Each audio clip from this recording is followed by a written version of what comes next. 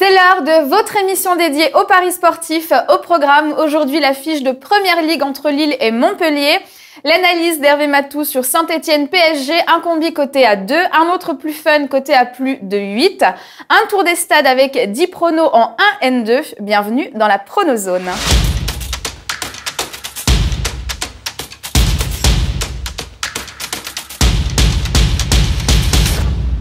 Salut les joueurs, après la Ligue des Champions, c'est le retour des matchs ce week-end, donc on va aller un petit peu partout en Europe. Et je suis toujours avec Sylvain, expert prono sur rudesjoueurs.com, qui nous a préparé ses meilleurs paris. Salut Sylvain. Salut Sarah, bonjour à tous. Donc une émission précédente positive malgré la défaite du PSG. 1-2 sur 3 pour Roma Porto, idem pour Tottenham Dortmund et carton plein dans le match de l'Ajax contre le Real, avec notamment la victoire des Madrilènes et le but de Karim Benzema à 3,25. Aujourd'hui, on va vous proposer plus de 20 pronos. Et si vous en voulez plus, rendez-vous sur notre site internet. Vous découvrirez gratuitement toutes les analyses des matchs du week-end par nos experts. Et vous pouvez aussi devenir membre Gold pour 59 € par an, c'est-à-dire moins de 5 € par mois. Donc par exemple, hier, il y avait des pronos en volley, en hockey, en basket européen.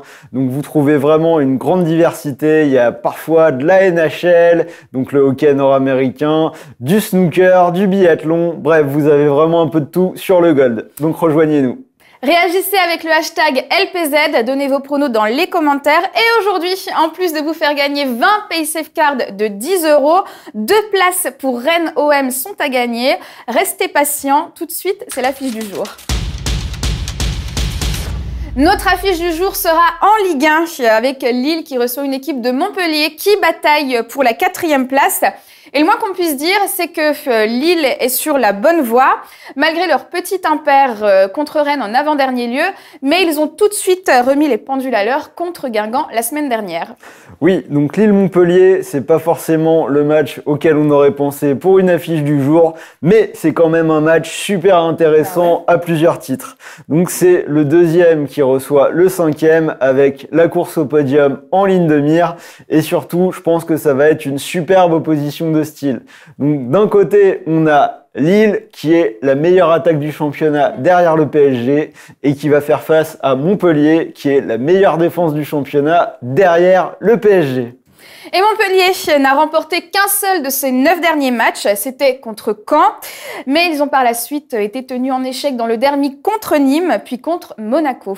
Oui, donc Montpellier qui reste quand même sur 5 matchs sans défaite en Ligue 1, ils ont fait 4 nuls, donc ils gagnent pas beaucoup, mais c'est quand même une équipe poil à gratter qui peut poser des problèmes aux meilleurs. Côté compo, c'est le retour de Souma Oro en défense centrale chez les Lillois. Oui, donc les Lillois qui vont sans doute jouer en 4-2-3-1.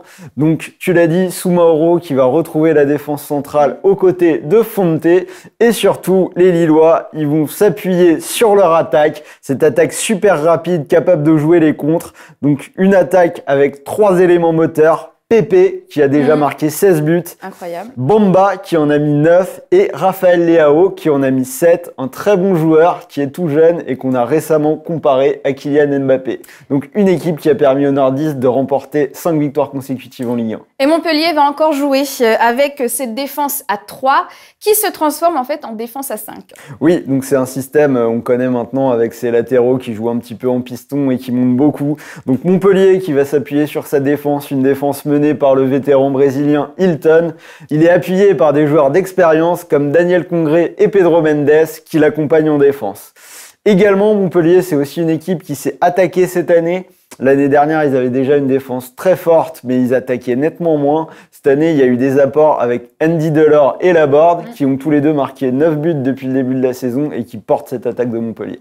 Et à ton avis, est-ce que Montpellier peut venir un petit peu déranger les Lillois ? Alors, c'est quelque chose qui se discute. Donc, comme je l'ai dit, les Lillois, c'est une équipe qui excelle dans l'art de la contre-attaque. Montpellier, c'est un bloc bas. Ils vont défendre à 5 et bas. Et on a vu cette saison que Lille pouvait rencontrer des problèmes contre ce genre d'équipe. On l'a vu contre Strasbourg, où ils font 0-0. On l'a vu contre Reims, où ils font un partout. On l'a vu au match aller, où Lille n'a gagné que 1-0. Donc j'ai une petite préférence pour Lille, mais méfiance quand même. Donc du coup, les paris. Ouais. Donc justement, pour pas prendre de risques, donc moi j'ai pris premier pari le Lille Andronobet, donc c'est-à-dire remboursé si nul. Comme je l'ai dit, on sait jamais, ils peuvent avoir des problèmes contre un bloc bas, donc c'est une cote à 1,30. Si vous croyez à la victoire des Lillois, moi j'y crois quand même, c'est 1,90. Et le dernier pari, celui qui est peut-être le plus safe pour moi, c'est le moins de 2,5 buts qui est coté à 1,50. Donc si on regarde, c'est un pari qui est passé dans 7 des 8 derniers matchs de Montpellier en Ligue 1. Et comme je l'ai dit, les Lillois, ils peuvent avoir des problèmes contre les blocs bas. Et le moins de 2,5, c'est ce qui s'est passé contre Guingamp, contre Reims, contre Montpellier à l'aller ou contre Strasbourg, justement quand ils ont rencontré ce type d'équipe. Hier, c'était la Saint-Valentin et rappelez-vous, en 2017, Blaise Matuidi s'était fait charrier car il avait posté un tweet pour faire une belle déclaration à son épouse. Il apparaît juste à côté de moi, donc là, rien d'anormal. Mais si vous regardez de plus près, on voit dans la barre de recherche Matuidi femme. Donc en fait, le champion du monde 2018 est allé googliser une photo de lui et de son épouse. Bon alors, quand il s'est rendu compte de son erreur, il a vite supprimé le post, mais vous connaissez Internet, ça va très très vite. Et cette année, il a voulu faire un petit clin d'œil à cet épisode, puisqu'il a posté une photo avec sa belle douce, et en mettant le hashtag #MatuidiFemme. Pas mal d'humour ce Blaisou. C'est le retour de l'OM dans le Combi Safe. Aujourd'hui, 2 matchs pour tenter de doubler la mise avec des Marseillais qui vont mieux pour ton plus grand plaisir, Sylvain. Exactement, donc il commençait à être temps. Donc oui, des Marseillais qui ont retrouvé des couleurs. 2 victoires consécutives, donc ils ont battu Bordeaux. Ils avaient beaucoup d'absents dans un vélodrome vide, donc avec le huis clos. Et ensuite, ils ont été gagnés à Dijon. Cette semaine, il y a quand même le retour des cadres. Donc pour moi, au Vélodrome, ça va être 3 points faciles contre Amiens, qui est quand même la 19e équipe à l'extérieur en Ligue 1. Et direction la Serie A pour la suite avec Bologne, qui est à la peine cette saison. Elle fait le déplacement sur la pelouse de la Roma. La Roma qui vise le top 4 et qui a dominé cette semaine Porto en Ligue des Champions. Oui, donc la Roma qui est solide à la maison. Dans leur stade, ils ont perdu qu'une seule fois en Serie A. Tu l'as dit, cette semaine, ils ont battu Porto. En face, il y a Bologne. Ils ont réussi un exploit à l'extérieur lors de la dernière journée contre l'Inter, mais ils vont pas le faire à chaque fois. Donc pour moi, ça passera pas. Et victoire de la Roma. On récapitule la victoire de l'OM et de la Roma pour une cote globale à 2,07 sur BetStars. Et on vous l'a dit en début d'émission, aujourd'hui, tentez de remporter 2 places pour assister à Rennes-OM. Pour participer, écrivez dans les commentaires le nom du joueur que vous voyez marquer au moins un but durant la rencontre de Marseille contre Amiens. Tirage au sort lundi parmi les bonnes réponses. Place à présent à un autre gros match du week-end et c'est Hervé Matou qui va nous livrer son analyse. Saint-Etienne reçoit le PSG et les Parisiens ont déjoué tous les pronos cette semaine en allant s'imposer à Old Trafford. D'ici au match retour, le PSG va jouer tous les 3 jours et devra encore composer sans Neymar ni Cavani. Alors Hervé, est-ce que tu penses qu'il y a un coup à faire en misant sur les adversaires du PSG durant cette période charnière et notamment ce week-end en misant sur la victoire de Saint-Etienne, plutôt solide à la maison? Eh oui, Sarah et Sylvain, c'est vrai que les Parisiens nous ont vraiment enthousiasmés lors de cette rencontre à Old Trafford. Le retour, c'est dans 3 semaines. 3 semaines, c'est assez loin. Alors la question, effectivement, c'est de savoir comment va se comporter le Paris Saint-Germain dans ce laps de temps. Est-ce qu'ils vont être focus à mort sur le match retour et lâcher un petit peu en Ligue 1, ou est-ce que au contraire, ils vont revenir booster après la toute petite perte de confiance qu'ils avaient eue depuis quelques semaines? J'opterais plutôt pour cette hypothèse. J'ai le sentiment que si Paris avait été accroché à Manchester, alors là ils auraient été stressés, ils n'auraient pensé qu'au match retour. Là ils vont pouvoir le laisser de côté et je les vois accumuler les bons résultats, d'autant que le programme qu'il leur est proposé n'est pas très effrayant. Il y a 3 matchs de suite au Parc des Princes face à Montpellier, face à Nîmes, face à Dijon en coupe. Je ne les vois pas lâcher des points sur ces rencontres-là. Finalement le match le plus dangereux c'est celui de dimanche à Saint-Etienne. Là, effectivement, on peut imaginer une victoire des Verts, pourquoi pas, mais malgré tout, je jouerais plutôt une victoire parisienne ou un match nul. Voilà, je pense que les Parisiens ont montré à Old Trafford qu'au-delà de leur qualité technique qu'on connaît tous, ils étaient une équipe qui pouvait aller au mastic, et je pense que mentalement, ils sont plus forts que jamais. Donc je ne les vois pas perdre du côté de Geoffrey Guichard. Merci Hervé, rendez-vous dimanche dans le Canal Football Club et lundi dans la prochaine Pronozone. Si vous avez des questions à lui poser pour les prochains matchs de la Ligue des Champions, écrivez-les dans les commentaires. Et c'est l'heure de notre deuxième jeu concours. 20 nouvelles PaySafe Cards de 10 € sont à gagner. Vous connaissez le principe, vous allez sur le lien dédié, vous remplissez le formulaire et pronostiquez le score exact de Saint-Étienne PSG. Tirage au sort parmi les bonnes réponses la semaine prochaine. Notre coup de folie, c'est 5 matchs aujourd'hui pour une cote à plus de 11. On commence avec un premier match dont on a déjà parlé, Lille-Montpellier. Et là, tu vois la victoire sèche de Lille. On continue en Bundesliga avec Dortmund, qui s'est pris une énorme gifle contre les Spurs cette semaine, mais qui est toujours en tête du classement allemand, malgré une petite période de relâchement, on va dire, avec 2 nuls d'affilée, sans parler d'élimination en coupe par le Werder Brême. Ouais, donc t'as déjà un peu tout dit, hein. Le Borussia, un peu dans le dur en ce moment, ils perdent contre Tottenham, il y a un nul contre Hoffenheim, mais là, ils ont une occasion en or face à la lanterne rouge du Nuremberg, donc ils doivent absolument aller chercher ces points pour pas voir le Bayern revenir, donc victoire du Borussia pour moi. Direction l'Italie à présent avec le Napoli contre le Torino. Alors Naples est dans une excellente dynamique actuellement avec 5 matchs sans revers et de surcroît un très bon bilan à domicile avec 10 victoires et 2 matchs nuls.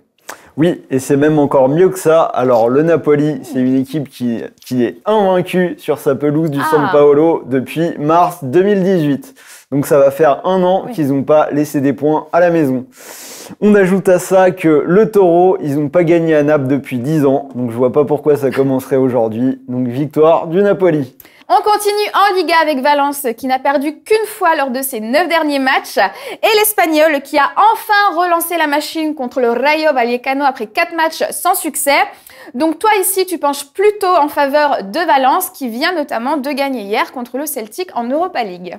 Oui, donc un match très difficile. On sait que c'est jamais simple d'aller gagner sur ce terrain-là en Écosse. Donc Valence qui retrouve tout doucement son niveau de jeu de l'année dernière et qui redevient performant face à l'Espagnol qui est en grosse galère à l'extérieur. Effectivement, moi je les vois bien gagner. On termine le coup de folie avec Nîmes contre Dijon. Alors, des Bourguignons qui n'ont remporté qu'un seul de leurs 7 derniers matchs de Ligue 1. Et en plus, c'était contre Monaco qui, à l'époque, rappelons-le, était au fond du gouffre. Et toi, tu penses clairement que Nîmes va les enfoncer? Ouais, donc tu l'as dit, hein, Dijon, ça va quand même très mal. Ouais. C'est 0 victoire à l'extérieur depuis fin août, donc ça remonte vraiment très loin à l'échelle du championnat. C'est seulement 2 victoires au total, donc que ce soit à domicile ou à l'extérieur depuis le 1er septembre. Et c'était contre Guingamp et Monaco qui sont tous les deux à l'agonie. À côté de ça, on a vu des Nîmois qui ont été séduisants dans leur dernier match quand ils ont battu Nantes. Donc moi, je les vois bien enchaîner aux Costières contre cette équipe de Dijon, donc victoire des Crocos. C'est un combi qui est donc coté à plus de 11 sur BetStars et profitez d'un bonus de 100 € pour toute nouvelle inscription chez cet opérateur avec 50 € offerts dès votre premier pari. Bilali nous a préparé un combi coté à plus de 4 pour ce week-end. On l'écoute. Salut Sylvain, salut Sarah. Je représente mon combi de ce week-end. Lille contre Montpellier. J'ai mis sur la victoire de Lille avec une cote à 1,90. Nous savons tous que Lille est en forme et compte garder sa deuxième place. Ensuite, Inter Milan contre Sampdoria. Une cote à 1,50 sur la victoire d'Inter. Et enfin, OM contre Amiens. Avec les retours de Mario Balotelli en forme, je vois une victoire de Marseille avec une cote à 1,45. Ce qui nous fait une cote de 4,10. Bonne chance. Merci Bilali et si vous aussi vous voulez passer dans l'émission, n'hésitez pas à nous écrire sur notre page Facebook, on attend vos messages. Vous avez l'habitude, le tour des stats c'est 10 pronos en 1 N2 et on commence tout de suite par un réveil bordelais après 4 défaites consécutives. Oui, donc derby de la Garonne, je vais miser sur Bordeaux qui est plutôt solide à la maison. Ensuite Saint-Étienne qui reçoit le PSG, on imagine une possible décompression des Parisiens après leur exploit contre Manchester. Je tente le coup, Saint-Étienne ou nul. L'Atlético qui doit absolument se ressaisir après sa défaite contre le Real, contre un mal classé, donc victoire de Griezmann et ses coéquipiers. Le Real qui a déjà joué contre Riron en coupe et qui a gagné les 2 matchs, donc je vois cette série continuer. L'Atalanta qui reçoit le Milan AC, deux équipes qui sont plutôt en bonne forme, qui ne perdent pas beaucoup, donc logiquement je vois un match nul. Le Genoa qui n'a gagné qu'une seule fois sur les 5 dernières réceptions, c'est pas beaucoup, donc je vois bien la Lazio en profiter et aller s'imposer là-bas. L'Inter qui a un petit passage à vide en ce moment, mais je les vois bien quand même prendre ce match contre la Sampdoria, donc victoire. On part en Allemagne, on a Stuttgart qui n'a jamais gagné contre Leipzig. Donc encore une fois, je vais jouer la suite de la série, victoire de Leipzig. On continue, donc le match entre l'Eintracht Francfort et le Borussia Mönchengladbach, une équipe que j'aime bien, ouais c'est ça. Mais ce coup-ci, je vois bien un match nul. Et on finit avec la victoire du Bayer Leverkusen contre Düsseldorf. Donc lors du dernier match à la maison, ils ont pris le scalp du Bayern. Donc là, ils vont faire qu'une bouchée d'une équipe mal classée. Merci Sylvain pour toutes tes analyses et tes pronos. On vous donne rendez-vous lundi pour une prochaine émission spéciale Ligue des Champions. En attendant, retrouvez-nous sur les réseaux sociaux Facebook, YouTube, Snapchat et Instagram. Bon week-end et bon gain. Ciao les joueurs.